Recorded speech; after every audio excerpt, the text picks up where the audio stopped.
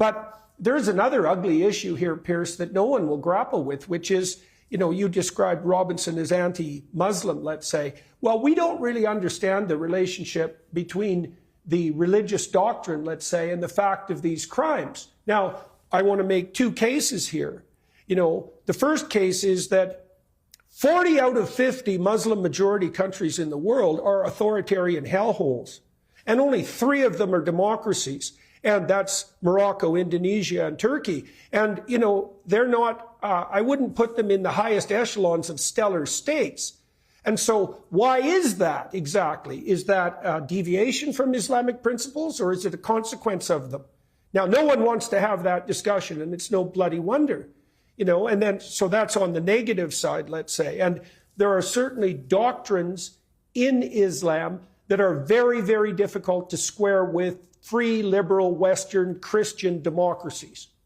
And those differences aren't just apparent, they're deep. Now, I would say on the optimistic side that we could turn to Islamic leaders like those who run the United Arab Emirates, and even to some degree now Saudi Arabia, and the signatories of the Abraham Accords, to find a different pathway.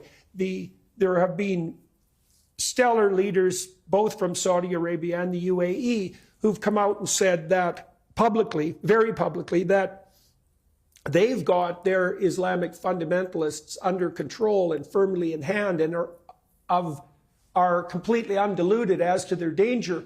But Europeans are virtue signaling so hard on the progressive side that the fundamental danger from Islamic fundamentalism is going to come from Europe and the UK, and not from the Arab states. Now, Tommy Robinson has been pilloried as anti-Islam, but there's a discussion to be had here.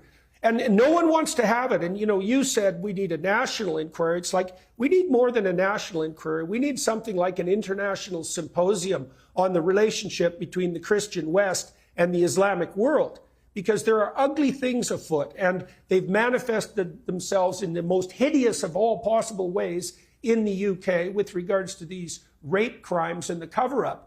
But there's something that needs to be sorted out at the bottom of all this. And one of those is, like, you talk about moderate Muslims. Like, I looked up the polling data today that Winston Marshall, for example, referred to when he interviewed Nigel Farage.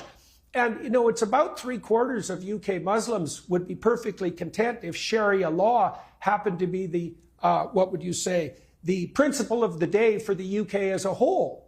And that it would be fine if Islam became the national religion. Now, that's 75%.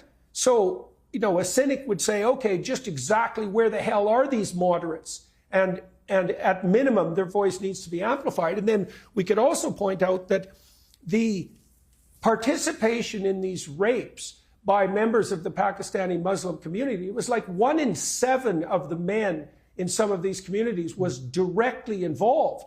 And that meant everyone knew about it, absolutely everyone on the Pakistani Muslim side. And the moderates were certainly, silent and complicit. Now, obviously, so were the authorities. And so that's a complete bloody catastrophe for everyone involved.